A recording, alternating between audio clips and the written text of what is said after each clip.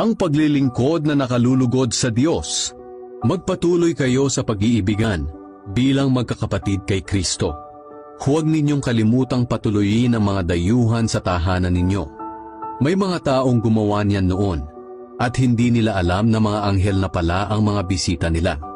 Damayan ninyo ang mga kapatid na nasa bilangguan na parang nakabilanggo rin kayong kasama nila. At damayan din ninyo ang mga kapatid na pinagmamalupitan na para bang dumaranas din kayo ng ganoon.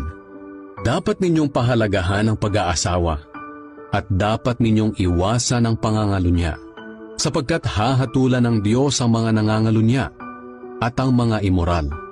Iwasan niyo ang pagiging sakim sa salapi.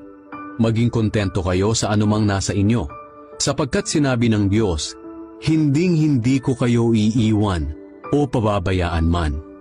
Kaya buong pagtitiwalang masasabi natin, ang Panginoon ang tumutulong sa akin, kaya hindi ako matatakot.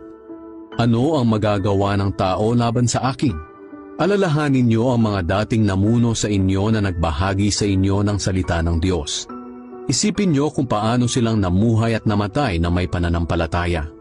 Sila ang tularan ninyo. Si Hesukristo ay hindi nagbabago. Kung ano siya noon, ganoon din siya ngayon at